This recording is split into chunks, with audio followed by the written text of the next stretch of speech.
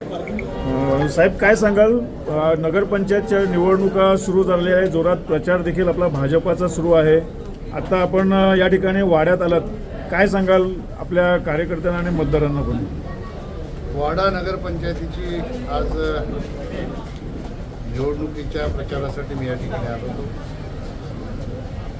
आज सगळ्या उमेदवारांशी चर्चा केल्यानंतर, प्रमुख कार्यकर्त्यांशी चर्चा केल्यानंतर वाडा नगरपंचायतीवर भारतीय जनता पक्षाचा झेंडा हा निश्चितपणाने लागेल अशा प्रकारचा विश्वास मला वाटतो.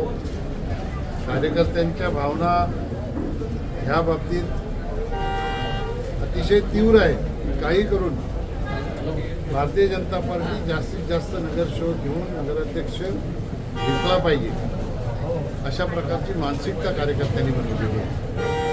आपल्या माध्यमातून मी वाडा शहरामध्ये राहणाऱ्या सगळ्या मतदारांना आवाहन करीन, देशामध्ये मोदीजींच्या नेतृत्वामध्ये जे काम सुरू आहे, राज्यामध्ये देवेंद्रजींच्या नेतृत्वामध्ये जे काम सुरू आहे, हे सगळे आपण बघत आहात. डबल इंजिनचं सरकार असलं की काम कसं जलद गतीने विकास होतो हे आपण सगळ्यांनी पाहिलेलं आहे. आणि म्हणून वाडा नगरपंचायतीवरही डबल इंजिनच्या सरकारच्या माध्यमातून विकासाचं काम व्हावं ह्या दृष्टिकोनातून वाडा शहरातील तमाम मतदारांनी भारतीय जनता पक्षाच्या आमच्या उमेदवार आहेत रीमा गंधे आणि आमचे 17 उमेदवार आहेत, या सगळ्यांना कमळाच्या निशाणीवर बटन दाबून मतदान करावं अशा प्रकारचं आवाहन आपल्या माध्यमातून मी मतदारांना करतो. मला विश्वास आहे वाडा शहराने नेहमीच भारतीय जनता पक्षाला साथ दिलेली आहे. काही अपवाद वगळता नेहमीच भारतीय जनता पार्टीच्या पाठीमागे वाडा शहरातली जनता आशीर्वादाच्या रूपाने राहिलेली आहे. आणि आताही या वेळेला राज्यातलं वातावरण बघितल्यानंतर भारतीय जनता पार्टीच्या प्रती जनतेमध्ये विकासाच्या माध्यमातून जो विश्वास निर्माण झालेला आहे, त्या विश्वासाच्यामुळे वाडा शहरातील जनता ही निश्चितपणाने भारतीय जनता पार्टीच्या पाठीशी राहील असा मला विश्वास आहे. इथं ज्या ज्या काही समस्या असतील त्या समस्यांचं निराकरण करण्यासाठी जो निधी लागणार आहे त्या निधीची उपलब्धता सन्माननीय मुख्यमंत्री महोदयांच्या माध्यमातून निश्चितपणाने या ठिकाणी होईल. आपल्या पालघर आणि ठाणे जिल्ह्याचं सुदैव आहे, भारतीय जनता पक्षाला कधी नव्हे कुठल्याही राष्ट्रीय पक्षाचा प्रदेश अध्यक्ष हा ठाणे पालघर जिल्ह्याचा कधीच झालेला नाही. मी सन्माननीय रवींद्र चव्हाण साहेबांना पालघर जिल्ह्याचा पण याच्यासाठी समजतो की त्या जिल्ह्याचे पालकमंत्री होते, त्यानंतर त्यांच्याकडे पालकत्व होतं आणि म्हणून ते जरी ठाण्यात राहत असले तरी पालघर ही त्यांचं नेटिव्ह आहे असं समजून ते काम करतात. आणि म्हणून एवढ्या मोठ्या पक्षाचा प्रदेशाध्यक्ष पक्षाने त्यांना बनवून त्यांच्यावर जो विश्वास व्यक्त केलेला आहे त्या विश्वासाला सार्थ ठरवण्यासाठी आमचे सगळेच सहकारी या निवडणुकीमध्ये कटिबद्ध होऊन काम करून खऱ्या अर्थाने हा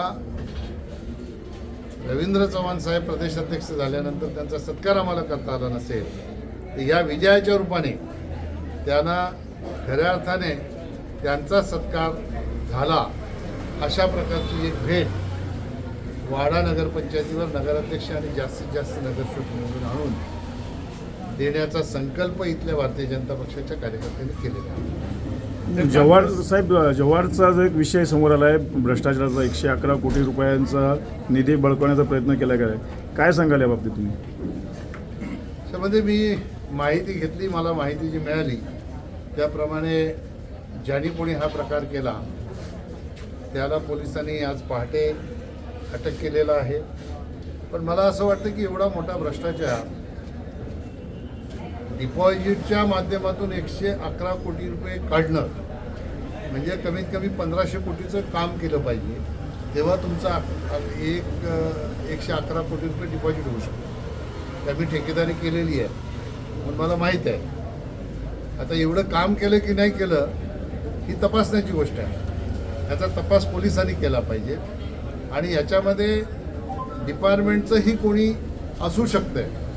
एक डिपार्टमेंटच्याही कर्मचाऱ्याला अटक केलेली आहे, पण या सह्या खरोखर खोट्या आहेत की त्या अधिकाऱ्यांच्याच आहेत हे तपासाशिवाय समजणार नाही. आणि त्याचा तपास योग्य दिशेने करण्याच्या दृष्टिकोनातनं मुख्यमंत्री महोदय आज दौऱ्यावर आहेत. संध्याकाळी मी त्यांच्याशी निश्चितपणाने याबाबतीत संपर्क करून त्यांना ह्या सगळ्या गोष्टीची माहिती देईन. त्यांना माहिती असेलच, पण तरीही अजून वस्तुनिष्ठ माहिती त्यांच्यापर्यंत देण्याचं काम निश्चितपणाने करेन. ह्या पालघर जिल्ह्यामध्ये, ठाणे जिल्ह्यामध्ये अशा प्रकारे खोटी बिलं काढून गब्बर झालेले अनेक लोक आहेत. त्यांच्या सगळ्यांच्या चौकशी झाल्या पाहिजे. आणि या मागे हे काय झालं असेल, मला अशी माहिती मिळाली की यापूर्वीही 68 कोटीचं एक अशाच प्रकारे डिपॉझिटचं बिल काढलेलं आहे. मग असं 68 कोटी आणि 111 कोटी जर आपण पकडलं तर 700 आणि 1500 असे 2200 कोटीचं काम खरोखर कुठे झालेलं आहे का या जिल्ह्यामध्ये? याचाही तपास होणं गरजेचं आहे. कारण शेवटी डिपॉझिट कधी तयार होत आहे, त्यांच्याकडे कधी राहते? तुम्ही जेव्हा काम करता तेव्हा त्याच्यातने काही पर्सेंटेजने पैसे कट करून ते डिपॉझिटमध्ये जमा राहतात. का जमा राहतात? तर ते आपली लॅबिलिटी म्हणून येणाऱ्या काळामध्ये जर 3 वर्षाचा लॅबिलिटी पिरियड असेल तर त्या 3 वर्षामध्ये जर खड्डे पडले तर त्या पैशातून ते दुरुस्त करता यावे आणि दुरुस्त केल्याशिवाय ते पैसे रिलीज करू नयेत अशा प्रकारची ती व्यवस्था असते. या सगळ्या गोष्टीही तपासून बघण्याची आवश्यकता आहे. आमच्या सगळ्या सहकार्यांनीही त्या बाबतीतली मागणी केलेली आहे. निश्चितपणाने पोलीस यंत्रणा याची निपक्षपातीपणे चौकशी करून जे कोणी दोषी असतील त्यांच्यावर उचित कारवाई करतील. PWDमधला कोणी सामील असेल तर त्याचीही चौकशी होण्याची आवश्यकता आहे. ही चौकशी पोलिसांनी करावी आणि खरी माहिती, जे जनतेच्या पैशांची जी लूट करणारे लोक आहेत त्यांच्यावर कारवाई करून खरी माहिती पोलिसांनी जनतेला द्यावी अशा प्रकारची व्यवस्था करावी. वाडा भिवंडी महामार्ग आपल्या हस्ते भूमिपूजन झालं होतं. आता ते कामही सुरू आहे बऱ्यापैकी, परंतु लवकरात लवकर होण्याची अपेक्षा इथले नागरिक मागणी करत आहेत. याकडे आपण कसं पाहताय?